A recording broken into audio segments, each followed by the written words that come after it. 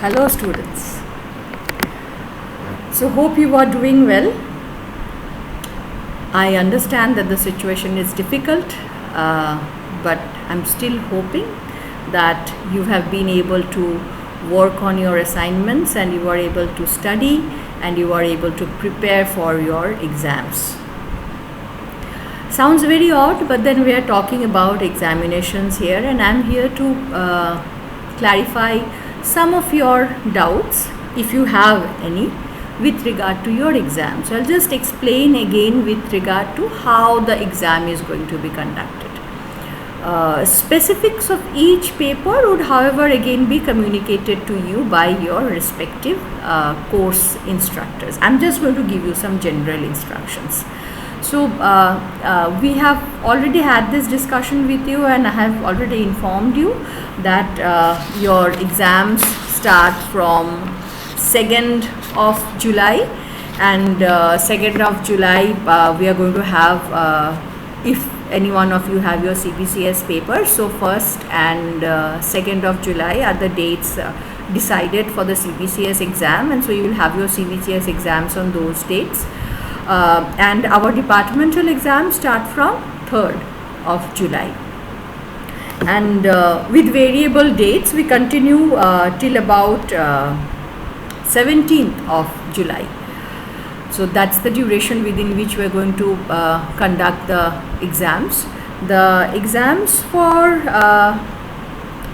C4D continues till 9th of July. For MCJ 4th semester it's till 17th of July, and for MCJ 2nd semester the exams are over, I see, by 8th of July.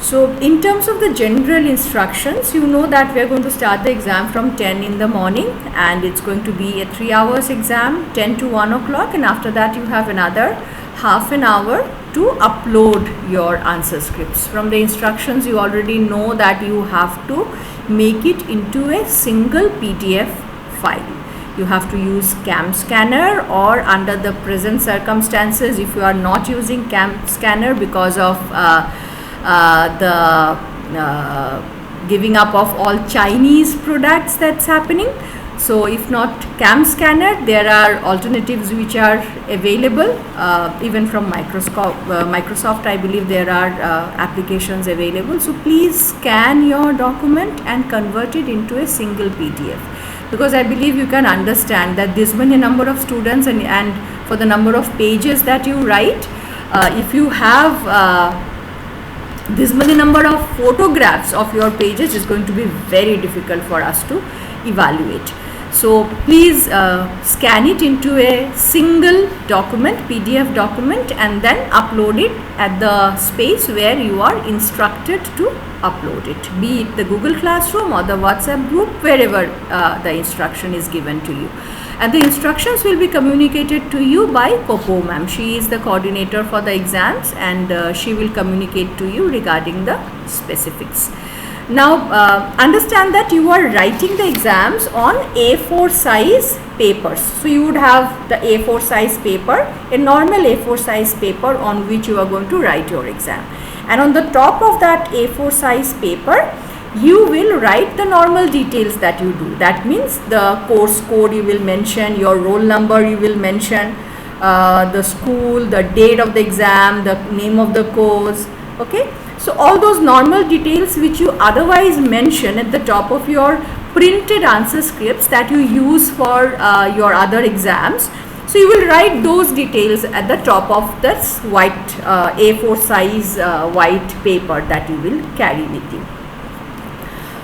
And your question papers will be given to you in multiple modes. It will be there in your email, it will be there in the WhatsApp group, it will be there in the common Google Classroom. So having access to the question paper will not be an issue for you. So you just need to have access to any of these things, and even after that, if you cannot do that, you can ask a faculty. Any faculty will read the questions to you. So that's the only time when you need access to the internet. After that, you do not need the internet, you do not need the computer to write your exams. You are supposed to write your exam by pen.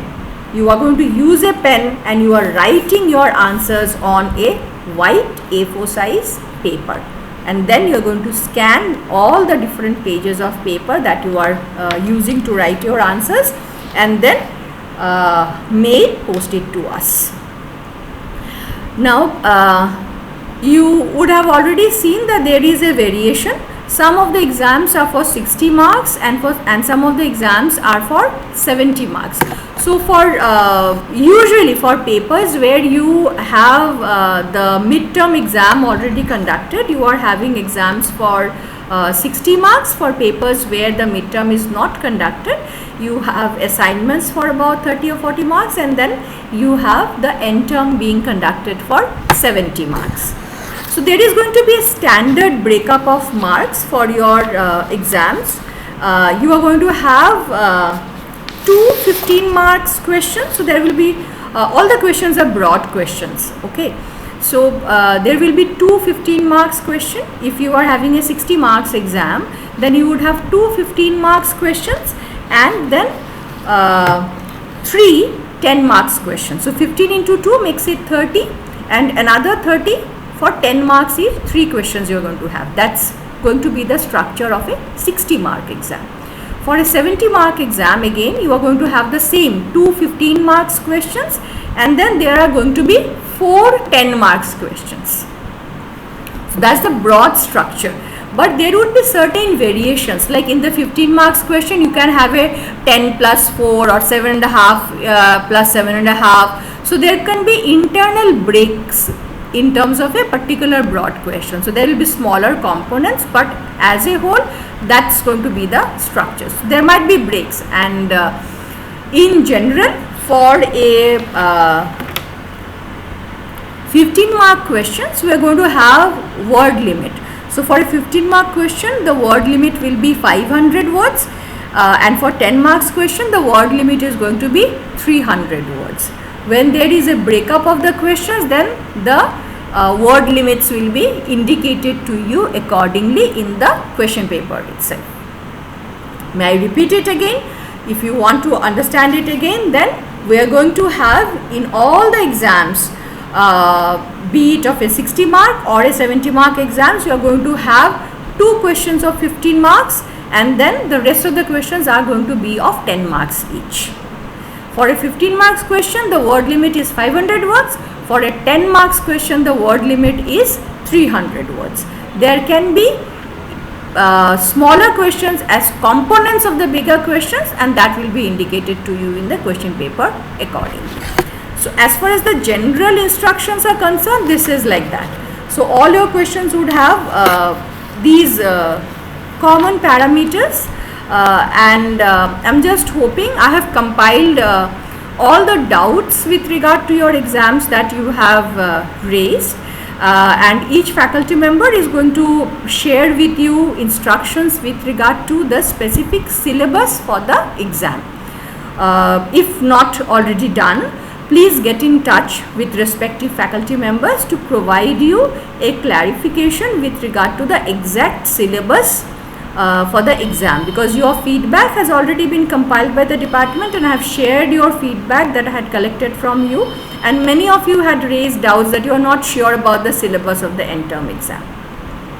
So that clarification will be provided to you by the respective course instructor. But in general I can say that you can assume that because it's the end term exam, and because there has to be a balance between the classroom teaching that we did and also the teaching that happened in the online mode, we would try and cover the entire syllabus during the end term exam. In most cases it is going to be the entire syllabus which we are going to cover for the exam. So variations with regard to the syllabus will be communicated to you, but this is just a general idea that the exam syllabus will cover the entire portion, because I believe that if we are concentrating only on the online portion, then it might become very difficult for you. So there would be a balance between the portion which was there before midterm or till midterm, because many of you or for many of the papers the midterm was not conducted. So that portion you have already prepared for.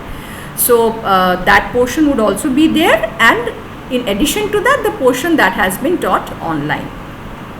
So that will be in most cases the syllabus for the end term exams. If there are variations, obviously the respective faculty members will clarify that to you. So that's all for today, and I hope I have been able to answer your major queries. If there are any further queries, please feel free to talk to me with regard to that, and I will try to provide clarification. For other details which are very, very course specific, I request you to get in touch with your course instructor. I'm sure they would have already by now provided you clarifications with regard to the exam format and the syllabus with regard to each and every course. Thank you. Take care. Be safe.